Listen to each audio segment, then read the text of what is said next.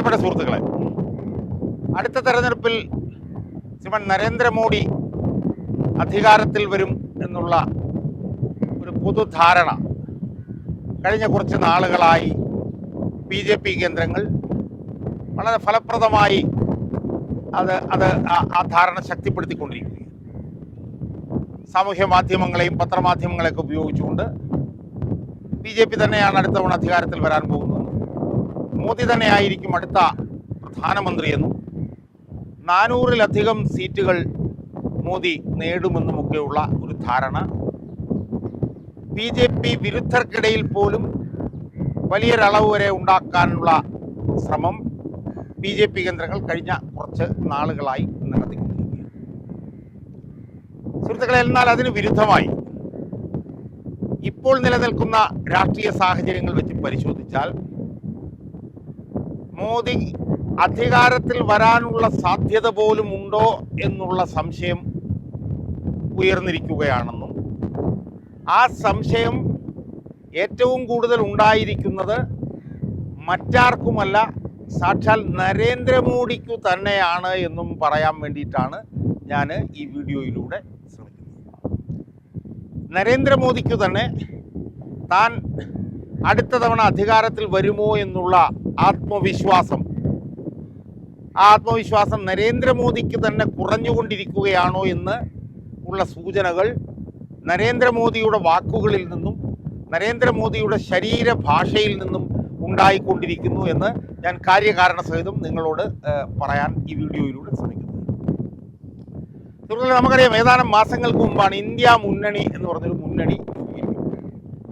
ആ മുന്നണി രൂപീകരിക്കുന്നതിന് മുമ്പ് ഏകപക്ഷീയമായിരിക്കും തെരഞ്ഞെടുപ്പെന്നും മോദിക്ക് ഒരെതിരും ഉണ്ടായിരിക്കില്ല എന്നും ഇത് ഒരുമാതിരി ഈ പറഞ്ഞ പോലെ വൺ സൈഡഡ് ആയിട്ടുള്ള ഒരു തെരഞ്ഞെടുപ്പായിരിക്കും എന്നുള്ളതായിരുന്നു ധാരണ.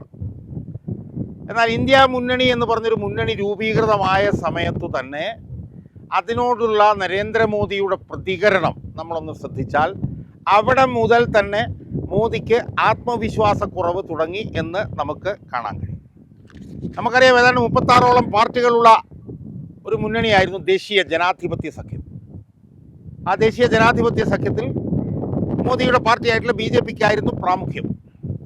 എന്നാൽ ആ ദേശീയ ജനാധിപത്യ സഖ്യം കഴിഞ്ഞ ഒരു 8-9 വർഷക്കാലമായും അത് ഈ പറഞ്ഞ പോലെ ഡിഫങ്ക്റ്റായിട്ടുള്ള ഒരു മുന്നണിയായിരുന്നുവെന്നും ഒട്ടും ചലനാത്മകമായിട്ടുള്ളൊരു മുന്നണി ആയിരുന്നില്ല എന്നും അങ്ങനെ ഒരു മുന്നണി ഉണ്ടായിരുന്നുവെങ്കിലും ആദ്യാവസാനമുള്ള തീരുമാനങ്ങൾ എടുക്കുന്നത് നരേന്ദ്രമോദി ആയിരുന്നുവെന്നും ആർക്കാണ് സുഹൃത്തുക്കളെ അറിയാത്തത്?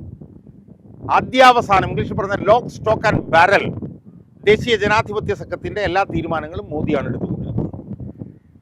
എന്നാൽ ഇന്ത്യ മുന്നണി രൂപീകരിച്ച ഉടനെ തന്നെ മോദി വീണ്ടും ദേശീയ ജനാധിപത്യ സഖ്യത്തെ കൂടുതൽ സജീവമാക്കുകയും അതിനകത്ത് കൂടുതൽ പാർട്ടികളെ ചേർക്കുകയും അതിൻ്റെ യോഗങ്ങൾ സംഘടിപ്പിക്കാനുമൊക്കെ തുടങ്ങിയതിൽ നിന്ന് തന്നെ ഒരല്പം ആത്മവിശ്വാസക്കുറവ് ആ സമയത്ത് തന്നെ മോദിക്കുണ്ടായിരുന്നു എന്ന് അതിൽ നിന്ന് വ്യക്തമാണ്. നമുക്ക് മനസ്സിലാക്കാൻ കഴിയുന്നത് മോദിയുടെ ഈ ജനാധിപത്യ സഖ്യം കൂടുതൽ സജീവമാക്കിയപ്പോൾ അതിലേതാണ്ട് 6-7 പാർട്ടികൾക്ക് ഏതാണ്ട് ഒരു സീറ്റ് മാത്രം, ഒരു MP സ്ഥാനം മാത്രമുള്ള പാർട്ടികളായിരുന്നു എന്നാണ്. എന്തായാലും ഇന്ത്യ മുന്നണി രൂപീകരണത്തോടുള്ള നരേന്ദ്രമോദിയുടെ പ്രതികരണം തന്നെ നരേന്ദ്രമോദിയുടെ ആത്മവിശ്വാസത്തിൽ ചെറിയൊരു ഇടിവുണ്ടാക്കി എന്നുള്ളതായി. എന്നാൽ അടുത്ത മോദിയുടെ നടപടി എന്തായിരുന്നു?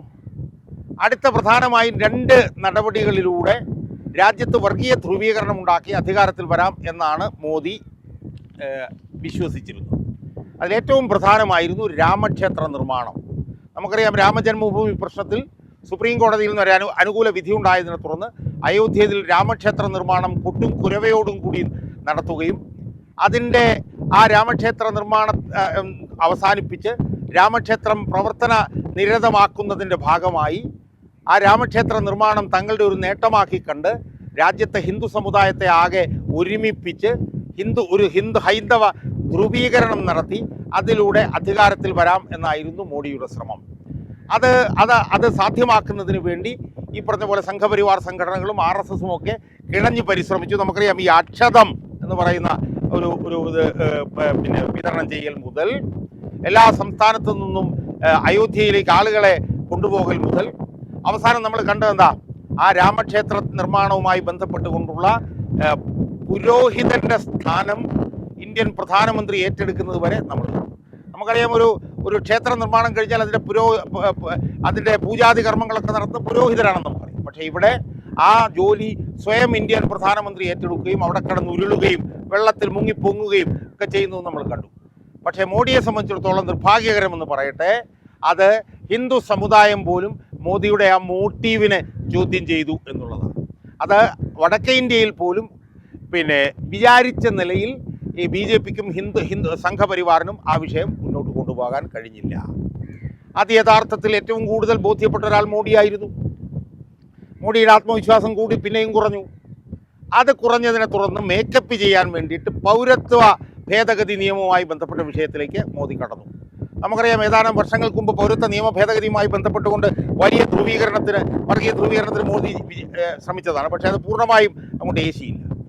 ആ പൗരത്വ നിയമ ഭേദഗതിയുമായി ബന്ധപ്പെട്ടുകൊണ്ട് ചട്ടങ്ങൾ രൂപീകരിക്കുന്ന പ്രവർത്തനങ്ങൾ ത്വരിതപ്പെടുത്തുകയും തെരഞ്ഞെടുപ്പ് പ്രഖ്യാപിക്കുന്നതിന് മുമ്പ് തന്നെ ആ ചട്ടങ്ങളെല്ലാം രൂപീകരിച്ചത് നടപ്പിലാക്കി തുടങ്ങുകയും ചെയ്തതിലൂടെ വീണ്ടും ഒരു വർഗീയ ധ്രുവീകരണമാണ് മോദി ലക്ഷ്യമിട്ടത്.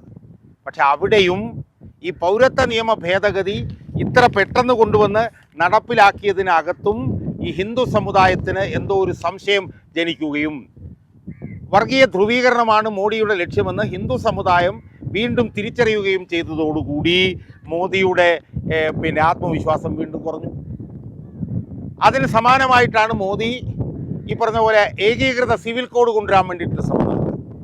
ആ ശ്രമവും ഈ പറഞ്ഞതുപോലെ ഒരു വർഗീയ ധ്രുവീകരണത്തിലേക്ക് എത്തിക്കാനും തനിക്ക് രാഷ്ട്രീയ നേട്ടം ഉണ്ടാക്കാനും മോദിക്ക് കഴിയാത്ത ഒരു സാഹചര്യം. ആ സാഹചര്യം ഉണ്ടായപ്പോൾ മോദി എന്ത് ചെയ്തു? വൈദ്യുതി സൗജന്യമായി കൊടുക്കുന്നു, മറ്റു പല സൗജന്യങ്ങളും വിതരണം ചെയ്യാൻ പോകുന്നു എന്നൊക്കെയുള്ള നിലയിലുള്ള വാഗ്ദാനങ്ങളുമായി രംഗത്ത് വന്നു. അതും വേണ്ടതുപോലെ പച്ച പിടിച്ചില്ല.